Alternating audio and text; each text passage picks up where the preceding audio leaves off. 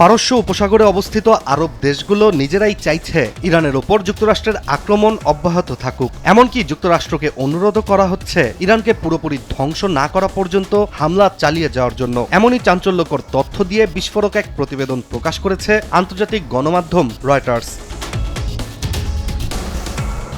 মূলত গালফের রাষ্ট্রগুলো যারা দীর্ঘদিন যুক্তরাষ্ট্রের ঘনিষ্ঠ বন্ধু, এখন স্পষ্টভাবে মনে করছে ইরানকে আংশিকভাবে শক্তিশালী অবস্থায় রেখে যুদ্ধ থামানো হলে উপসাগরীয় দেশগুলোর নিরাপত্তা, অর্থনীতি এবং তেলের সরবরাহ ঝুঁকিতে থাকবে। নতুন রিন গভীর থেকে পরিষ্কার করে কাপড়কে রাখে নতুনের মতো উজ্জ্বল। নতুন রিন অ্যাডভান্স পাউডার। এদিকে যুক্তরাষ্ট্র ও ইসরায়েলের বিমান হামলা যেমন তীব্র হচ্ছে, তেহরানও প্রতিশোধ হিসেবে মিসাইল এবং ড্রোনের ব্যবহার বাড়াতে শুরু করেছে, যার লক্ষ্যবস্তুতে পরিণত হচ্ছে আরব দেশগুলো। এছাড়া হরমুজ প্রণালীতে নৌযান চলাচল বিঘ্নিত হওয়ায় বিশ্ব তেল বাজারেও ব্যাপক আতঙ্ক সৃষ্টি হয়েছে। ফলে গালফের কর্মকর্তাদের মতে এই পরিস্থিতি মোকাবেলার একমাত্র উপায় হল ইরানের সামরিক ক্ষমতা সম্পূর্ণভাবে ভেঙে দেয়া, অন্যথায় এই হুমকি চিরকাল চলবে বলেই ধারণা আরব দেশগুলোর।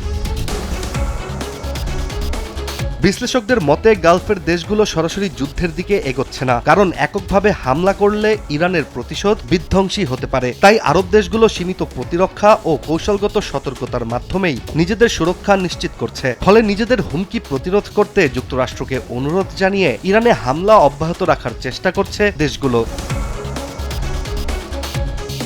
অন্যদিকে ইরান ইতিমধ্যে প্রমাণ করেছে তারা হরমুজ প্রণালীতে নৌ পরিবহন নিয়ন্ত্রণ করতে সক্ষম। তাই তো আরব দেশগুলোর মতে বর্তমান পরিস্থিতির একমাত্র সমাধান ইরানের সামরিক ক্ষমতাকে মৌলিকভাবে দুর্বল করা, যাতে তারা আর কখনো গালফের তেল, বন্দর বা বাণিজ্য কেন্দ্র করে হুমকির মুখে ফেলতে না পারে। গালফের দেশগুলো এখন একদিকে সীমিত প্রতিরক্ষা, অন্যদিকে আন্তর্জাতিক সমর্থনের প্রত্যাশা নিয়ে চলমান যুদ্ধে বেঁচে থাকার চেষ্টা করছে। আর এই চেষ্টায় আরব দেশগুলোর সবচেয়ে বড় শত্রু ইরান, যাকে প্রতিহত করতে গোপনেই যুক্তরাষ্ট্রের দ্বারস্থ হচ্ছে আরব দেশগুলো। ইশতিয়াক হোসেন, দেশ টিভি।